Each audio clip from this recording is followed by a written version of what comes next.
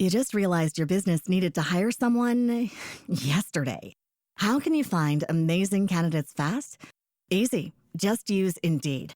Stop struggling to get your job post seen on other job sites. With Indeed sponsored jobs, your post jumps to the top of the page for your relevant candidates, so you can reach the people you want faster. According to Indeed data, sponsored jobs posted directly on Indeed have 45% more applications than non-sponsored jobs. Don't wait any longer. Speed up your hiring right now with Indeed. And listeners of this show will get a $75 sponsored job credit to get your jobs more visibility at Indeed.com/kidsandfamily. Just go to Indeed.com/kidsandfamily right now and support our show by saying you heard about Indeed on this podcast. Terms and conditions apply. Hiring? Indeed is all you need. Welcome to Invest in Yourself, the Digital Entrepreneur Podcast. Join the Podcast Mogul Phil Better as he interviews successful entrepreneurs that make their living in the digital world. Now, let's join your host, Phil Better, and his special guest today on Invest in Yourself, the Digital Entrepreneur Podcast. Welcome back to another empowering special episode of Invest in Yourself, the Digital Entrepreneur Podcast. I am your host, Phil Better, the Podcast Mogul. And today we are celebrating the incredible impact of a global organization that has been championing women in empowerment for decades. And this is someone that I have had a close connection with for the last little while. So I want you to imagine a world where women everywhere have access to education, entrepreneurial opportunities, and a supportive network to help them realize their full potential. That's the vision behind the Federation of Women Empowerment and Support, better known as FOWLS. From its humble beginning over 4 decades ago, FOWLS has grown into a global force with chapters in cities like London, Lisbon, Manama, Dubai, and Mumbai. They offer everything from education and wellness programs to mentorship and entrepreneurial coaching, helping women build sustainable businesses, automate operations, and tap into global markets. But their mission doesn't stop at educating and mentorship. FOWLS actively invests in women-owned businesses, fostering innovation and creating a thriving ecosystem where women support women. It's an organization built on the principles of collaboration, leadership, and holistic growth, one that's shaping the next generation of empowered women leaders across the globe. Today, we are honored to have the visionary behind this transformation movement, Sabah, who's going to join us to share her story, insights, and powerful mission of FOWLS. So get ready to be inspired and uplifted as we dive into the world of empowerment and innovation. Let's go to the tape. Welcome back to another episode of Invest in Yourself, the Digital Entrepreneur Podcast special series for the Brand Up Summit in Montreal. I am here with Sabine, an amazing entrepreneur that I've had the opportunity to chat with multiple times. And she's been gracious enough to come onto the podcast and talk about herself. So I'm going to ask you, Sabine, please, a quick introduction about who you are and what you do. Thank you, Phil, first of all, having me here. And my name is Sabah Hussain. I go with the name Sabah, but I am also known as Sabina Hussain because that's my officially and legal name on papers.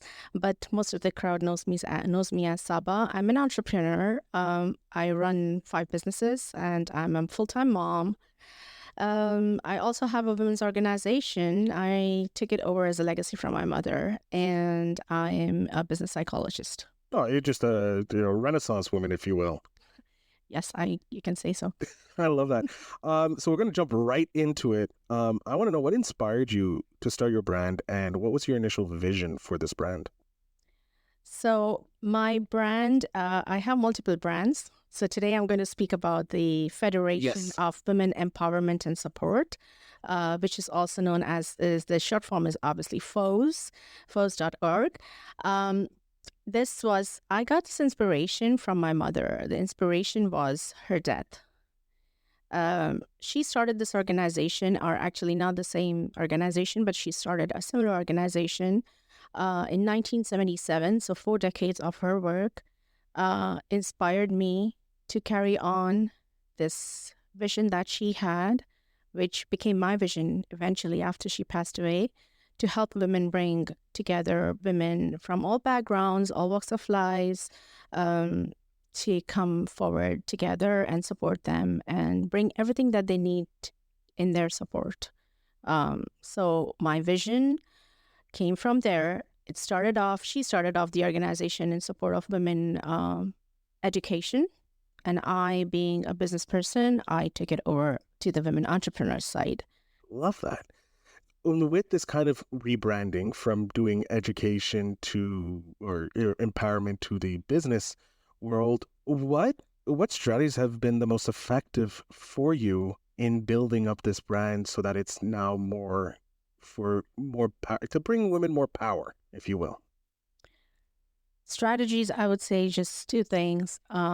Consistency in whatever I do, and my passion, I just bring it out. I resonate with the crowd. I go out, I go with one-on-one connections with them.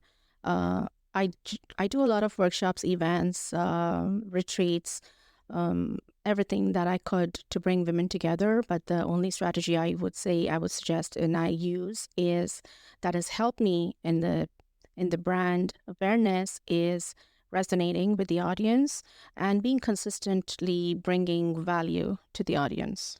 I love that. And bringing value is so important for client, not just clients, but for the audience to look at our social media and our brand. They get to understand us more. What are some of the challenges that you faced early in your career building this brand, and how did you overcome them? Challenges faced, I would say most of the challenges that I faced were not from my side. They were from the public that I was serving, the audience that I was serving. And the biggest challenge was to come out and speak, to come and even believe in me. So gaining trust was one of the challenges, I can say, and allowing people, I mean, I'm saying people, I mean women, because it's a very women-focused brand.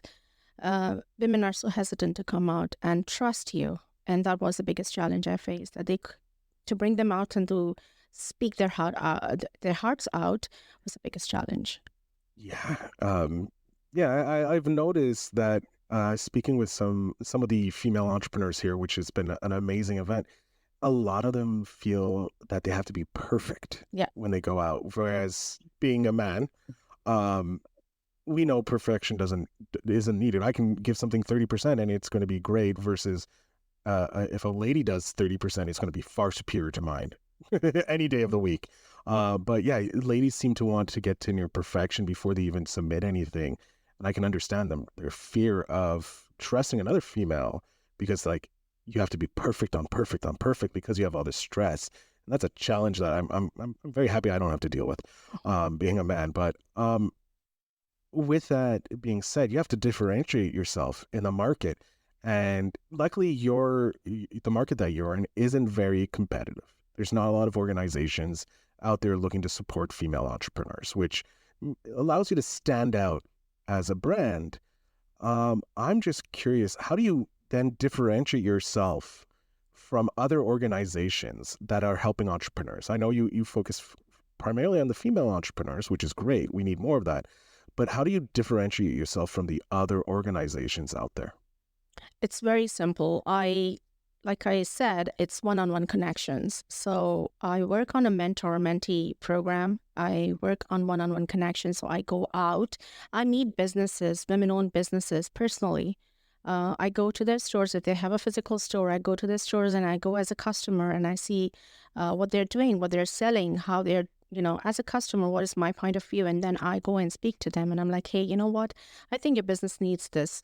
And I speak to them on a one-on-one, like, what is the problem that you're facing in your day-to-day? Why are you not scaling your business? Why are you not able, and if it's not even a woman who has started a business, if she's thinking about starting a business, what is holding you back? So I like to connect one-on-one. And I think that makes me or the brand stand out because I do not focus on growing the brand as in terms of followers or members or grow my community in the numbers.